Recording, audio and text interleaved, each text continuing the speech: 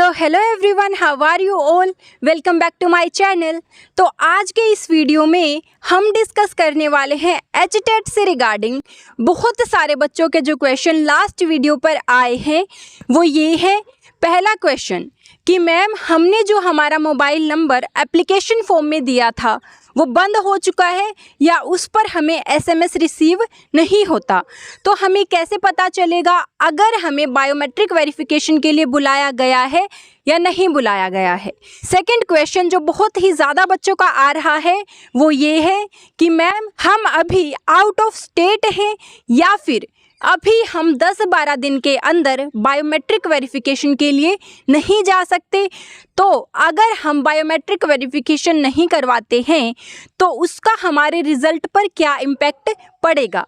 Third question जो बहुत ज़्यादा बच्चों का आ रहा है कि हमें नहीं पता हमारे कितने मार्क्स बन रहे हैं, क्या हमें एचटेट की OMR शीट मिल सकती है। तो इस वीडियो में मैं आपको इन्हीं सवालों का जवाब देने वाली हूँ, वो भी विद प्रूफ। जी हाँ, जो वैलिड डॉक्यूमेंट्स हैं उनके साथ मैं आपको जवाब दूंगी आपके क्वेश्चंस का। तो अगर हम सबसे पहले क्वेश्चन की बात करें कि अगर आपका मोबाइल नंबर एक्टिवेटेड नहीं है तो आपको टेंशन लेने की कोई ज़रूरत नहीं है, क्योंकि हर कैंडिडेट के पास पर्सनली SMS तो जाता ही है, लेकिन साथ ही जो हमारा ऑफिशियल वेबसाइट है वहाँ पर उन कैंडिडेट्स की लिस्ट जारी की जाती है जिनको अपना बायोमेट्रिक वेरिफिकेशन करवाना होता है।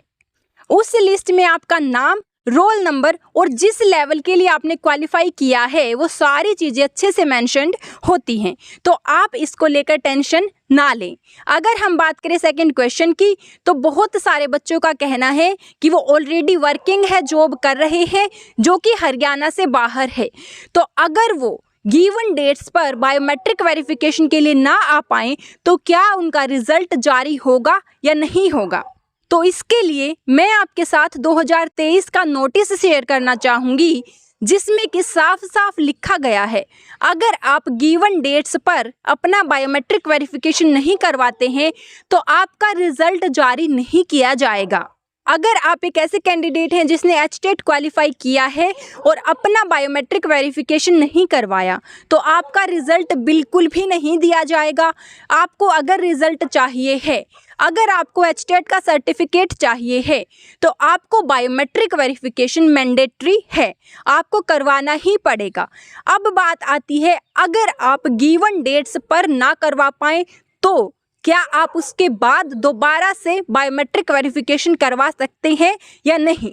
तो जी हाँ, आपको कम से कम एक चांस तो दिया ही जाता है कि आप डायरेक्ट बोर्ड में जाकर, अब आप बायोमेट्रिक अपने डिस्ट्रिक्ट में नहीं करवा पाओगे, इनफैक्ट आपको भिवानी जाना पड़ेगा, बोर्ड के ऑफिस में जाकर ही आपको अपना बायोमेट्रिक वेरिफिकेशन कंप्लीट करवाना पड़ेगा, उसके बाद आपका रिजल्ट जारी होगा।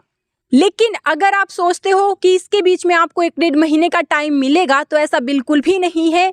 जो आपकी ओरिजिनल डेट्स होती हैं और जो आपको दोबारा से चांस दिया जाता है उसमें आपके पास सिर्फ 1 वीक तक का ही गैप हो सकता है, उससे ज़्यादा आपको टाइम नहीं मिलेगा।